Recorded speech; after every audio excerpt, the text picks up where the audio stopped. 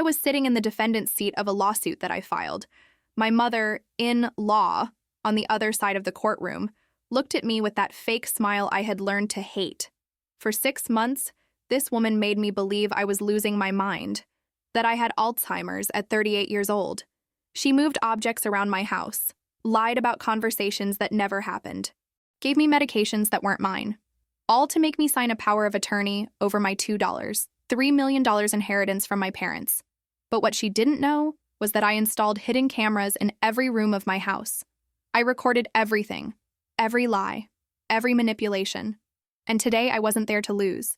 I was there to destroy the woman who tried to steal my sanity and my fortune. It all started 3 months after the accident that killed my parents. I inherited the entire family estate, a fortune of $3 million between real estate, investments, and insurance. I was devastated, in deep mourning, trying to move forward. Ricardo was my safe haven in those days. And Helena seemed like an angel. Sweetheart, you don't have to go through this alone, she would say, showing up at my house with food, offering help with the inheritance paperwork. I was so vulnerable that I accepted everything. She started coming to my house daily. She helped with bills, organized my documents, accompanied me to medical appointments that she herself scheduled. Because you're so stressed, Laura, you need to take care of yourself. The first few weeks were strange, little things. I would leave my wallet on the table and later find it inside the refrigerator. My phone would appear in drawers I was certain I hadn't opened. One day, Ricardo asked me about a dinner I supposedly had scheduled with some friends, but I didn't remember talking about it. Honey, you told me last night, he insisted, worried. Mom heard it too. I started writing everything down, where I left my things, what I said, my routines, but the forgetfulness only got worse. Helena started commenting, always with that tone of fake concern. Laura, don't you remember you asked me to put this away? Or, sweetheart, we talked about this yesterday. You really don't remember. The real terror began when she brought medical articles about early onset Alzheimer's. You know, Laura, is there a history in your family? Because these symptoms? The first medical appointment was her idea. Of course. You need to investigate, dear. Better safe than sorry, Helena said, while she was already scheduling an appointment with a neurologist she knew, an old colleague from her nursing days. Dr. Mendez examined me superficially and, after hearing Helena describe my symptoms, she had a detailed list, full of examples I didn't remember experiencing. He shook his head gravely. Mrs. Laura, I'll order some tests, but based on the symptoms described, we need to consider the possibility of early onset dementia. My world collapsed in that office. In the following days, I became a shadow. I started doubting every thought, every memory. Had I really locked the door, turned off the stove, sent that message? Helena was always there, helping, offering medications for anxiety that left me confused and drowsy, taking more and more control over my routine, my finances, my life. Laura, you signed this transfer yesterday, remember? I showed you the papers, she would say when I questioned strange movements in my account. 2 weeks later, the last straw. I woke up at 3 a.m. and went downstairs to drink water. The kitchen light was on, and there was Helena, in my house, moving my laptop from the living room into the broom closet. I froze on the stairs, hidden in the shadows. She took my keyring from the table and put it inside the flour canister. Then she wrote something in a small notebook that she put in her purse. My heart was beating so hard I could feel it in my temples. I waited for her to leave. She had a copy of the keys, I realized at that moment, and I stayed up. The rest of the night, trembling. The next morning, she arrived early as always. Good morning. Dear, you look terrible. Did you sleep well? Helena. My voice came out firmer than I expected. What were you doing here yesterday at dawn? Her face didn't move, not even a blink. Yesterday? Dear, I left at 9 o'clock at night, you remember. See? These lapses are getting worse. Ricardo. She called my husband, who was working in the home office. Ricardo. Laura is having another episode. It's not an episode. I saw you here at 3 a.m. Ricardo looked at me with that expression I came to hate. Pity mixed with fear. Honey, Mom was at home. I even called her at 10 o'clock at night, remember? You were right there. I was about to freak out. But then, a cold clarity invaded me. She was gaslighting me. Systematically. With purpose. With help. You know what? You're right. I must have dreamed it. I lied. Sorry, Helena. She smiled. That victorious and controlled smile. No problem, my love. That's why I'm here. To take care of you. That same day, while Helena and Ricardo went out to the grocery store, I researched surveillance companies. I installed 6 hidden cameras around the house. In the living room, in the kitchen, in my office, in the bedroom, in the hallway. Microphones too. Everything connected to the cloud, recording 24 hours. And the game turned. The first useful recording came 3 days later. Helena arrived when I was in the shower. The cameras captured her taking my controlled anxiety medications, prescribed by that Dr. Mendez, and replacing some pills with others from a pack she brought in her purse. Then she took a photo of my identity document and bank statements that were on my desk. My blood ran cold watching that, but I didn't confront her.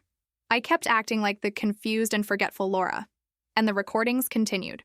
In the second week, I captured her on the phone with someone. Yes, it's working perfectly. 2 more months, and she signs the complete power of attorney. Mendez already prepared the report attesting to temporary mental incapacity. After that, you know the plan. Who was the other person? I needed to find out.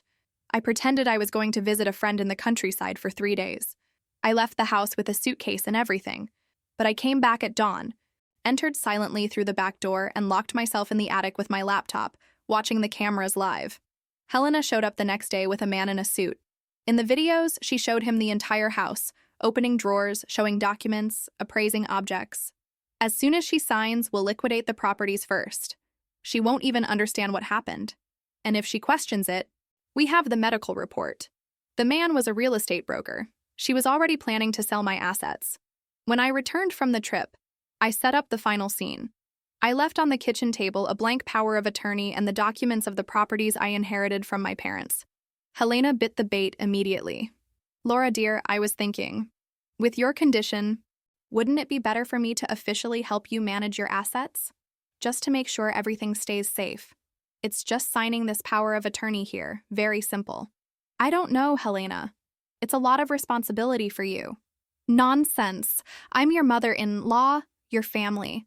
And look, she lowered her voice, feigning confidence. Between us, you know your head isn't right. These lapses, this confusion. You might end up doing something stupid with your parents' money. I just want to protect you. And Ricardo, of course. The cameras recorded every word, every manipulative expression. You're right, I murmured, picking up the pen. My hand trembled, this time, with contained rage. Let me read it one more time before signing. While pretending to read, I sent a pre-programmed code to Dr. Marina, the neurologist I had consulted on the side, without anyone knowing. She was on her way. Helena, before signing, can you explain something to me? I asked with the most innocent voice possible. Why did you switch my anxiety medications for stronger sedatives 2 weeks ago? The cameras recorded everything. The silence that fell in the kitchen was deafening. Her face went through 5 different expressions in 3 seconds. Surprise, denial, anger, calculation, and finally, that cold mask as always. I don't know what you're talking about. You're having another breakdown, Laura.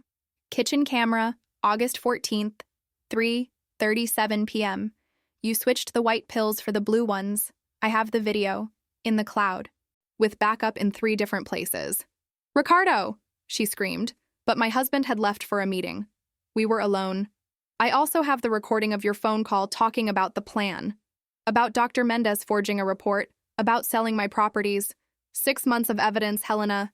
Every damn manipulation. She took a step forward, and for the first time, I saw the mask fall completely.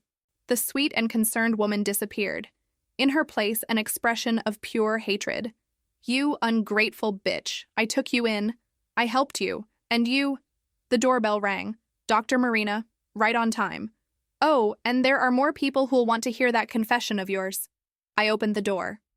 Dr. Marina, good thing you're here. Did you bring the lawyer too? Behind the neurologist was Dr. Patricia, a lawyer specializing in psychological abuse and financial crimes. Helena's face turned pale. The trial lasted 4 months. I presented all the recordings. Dr. Marina testified that I had no signs of dementia or Alzheimer's. Dr. Mendez, under pressure, admitted that Helena convinced him to exaggerate symptoms in exchange for payment. The real estate broker confirmed that she was already negotiating the sale of the properties before I even signed any power of attorney. Ricardo was in shock. He divorced the reality he knew, but not me. He testified against his own mother. Helena was convicted of psychological abuse, attempted fraud, false pretenses, and planned embezzlement. She lost the case and was ordered to pay me $1, $8 million in moral damages. She had to sell her own house to cover part of the compensation. She received a permanent restraining order. She is prohibited from coming near me, contacting me, or even mentioning my name. On the day of the sentencing, when the judge banged the gavel, I looked at her, without anger, without fear, just with the cold certainty of someone who recovered their own sanity and their life. "You know, Helena," I whispered as I passed her on the way out of the courthouse, "you almost succeeded. Almost.